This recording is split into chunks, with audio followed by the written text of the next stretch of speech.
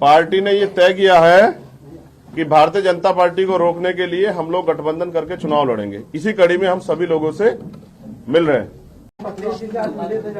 मैंने कहा ना, जब तक कुछ फाइनलाइज नहीं हो जाता, राजनीतिक मुलाकातों का कोई बड़ा मतलब तभी बनता है जब चीजें फाइनलाइज हो जाएं। तो जब तक कुछ फाइनलाइज नहीं हो जाता, मैं ऐसी मुलाकात को मुलाकातें नहीं मानता। देखिए, डिमांड जिनको डिमांड बतानी थी ना, उनको डिमांड बता दी। तो जैसे डिमांड पे आगे कुछ बात बढ़ेगी, विश्वास कीजिए कि आपको तो बताएंगे। भाई, आप ही तो दिखाएंगे, आपके 1 करोड़ों करोड़ों व्यूवर्स है, तो जनता तक कैसे जाएगी बात? आसानी से आपके द्वारा ही जाएगी। तो आपको बताना पड़ेगा, और आपके बिना चलेगा नहीं काम। बस आपसे भी निवेदन है कि किसी भी दल को रूट लेवल पर जाए बगैर हल्का छोटा बड़ा ना नापिए। चुनाव है, जनता तय करती है। अगर 51% युवा अपने अधिकारों के लिए एक युवा के साथ खड़ा हो गया, तो उत्तर प्रदेश में वो राजनीतिक परिवर्तन होगा जो अभी नहीं हुआ है। चंद्रशेखर जी, किसी से भी आप गठबंधन करेंगे तो हर पार्टी का अपना एक सियासी एजेंडा होता है, सियासी मुद्दा होता है। आप किसी के साथ गठबंधन करेंगे, आपका मेन मोटिव? देखिए, हम बहुजन हिताय बहुजन सुखाय की राजनीति को, सिद्धांत को फॉलो करते हैं। काशीराम साहब का जो सिद्धांत है उसको फॉलो करते हैं। मैं समझता हूं कि गठबंधन कॉमन मिनिमम प्रोग्राम और हिस्सेदारी पे होगा। कि मैं पिछले गठबंधन के आपके सामने चर्चा कर देता हूं। हमारे साथी ओम प्रकाश राजभर जी, अब वो मोर्चा बना हुआ था ना, भागीदार संकल्प मोर्चा, उसमें भी मेरी उनसे भी कई मीटिंग हुई। तो गठबंधन तो नहीं हुआ, लेकिन मैंने पिछली बार का उनका एक अनुभव देखा कि वो भारतीय जनता पार्टी के साथ गए और कैबिनेट मिनिस्टर बनाए गए, लेकिन अपनी एक मांग के लिए वो बेचारे मैदान में आए। तो अंत जब सरकार में, जिनकी सरकार थी, जिनकी जो मेजोरिटी में थे, जो मुख्यमंत्री, उन्होंने काम नहीं किया, तो अंत उन्हें छोड़ना पड़ा। तो फिर विपक्ष हो गए।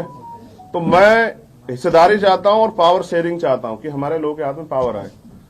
वरना प्रयागराज हुआ तो मैं किस डीएम एसएसपी कहूंगा कि भाई वहां उन पे कार्रवाई कर दो, जब तक मुख्यमंत्री नहीं चाहेंगे।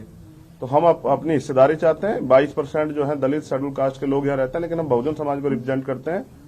तो 85% बहुजन समाज के लोगों की समस्या है, उन पे हम लड़ना चाहते हैं। तो उनके हितों की रक्षा के लिए उनका प्रतिनिधित्व, जो भी समान विचारधारा के दल हैं, जिसमें बीजेपी नहीं है स्पष्ट रूप से, ये आप मेरी कमजोरी समझिए, ताकत, कि मैं किसी भी कीमत पे बीजेपी के साथ नहीं जाऊंगा।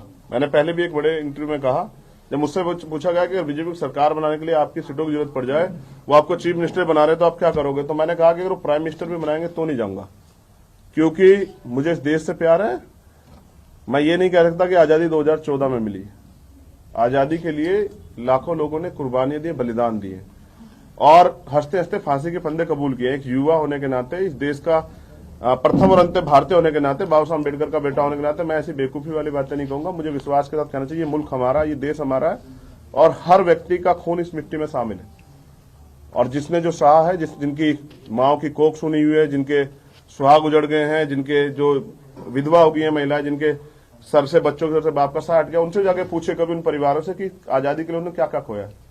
लेकिन बहुजन समाज के लोग अभी भी आजादी से वंचित है। उसका पैमाना है कि उनका संवैधानिक अधिकार, जहां पिछड़े वर्ग आयोग की रिपोर्ट आई कि 69,000 शिक्षक भर्ती में घोटाला हुआ, रिपोर्ट में संस्तुति थी, आज तक मुख्यमंत्री ने नहीं किया। ये हमारे व्यक्ति को स्टूल देते हैं और अपने व्यक्ति को कुर्सी बिठाते हैं। तो हम स्टूल पर नहीं बैठना चाहते, हम तो अपनी हिस्सेदारी के साथ कुर्सी बैठेंगे और बराबर में सीना तान के बैठेंगे, जहां भी बैठेंगे। आपने इमोशंस की बात की, क्या इमोशंस है कम्युनिटी के, नंबर्स में बताइए सर।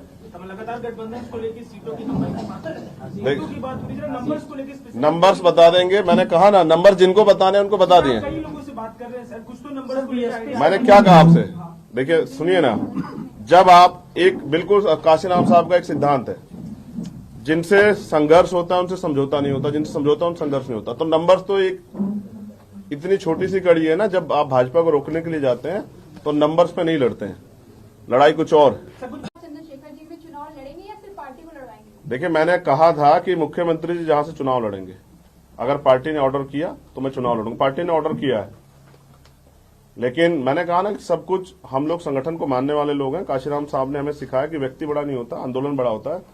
तो जैसा पार्टी गाइडलाइन में अगर तय किया गया तो मैं लड़ूंगा, लेकिन मैं तय कर रहा हूं कि मुख्यमंत्री जी सीट नहीं खोल रहे हो, कहां लड़ने वाले हैं।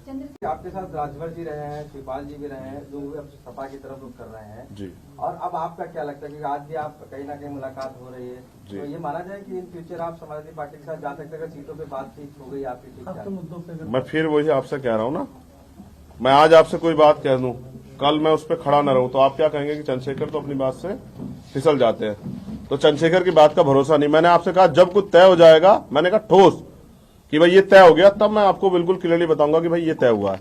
जब नहीं होता तय तो वो बहुत बुरा है। इसलिए मैं झूठ के साथ नहीं खड़ा हूंगा। मैं एक नौजवान हूं और मुझे लंबे समय तक इस आंदोलन को चलाना है, तो मैं झूठ के सहारे नहीं खड़ा हूंगा, मैं सच के सहारे खड़ा हूंगा। जब कोई ठोस बातचीत हो जाएगी तो मैं मीडिया के लोगों को सबको बताऊंगा। के साथ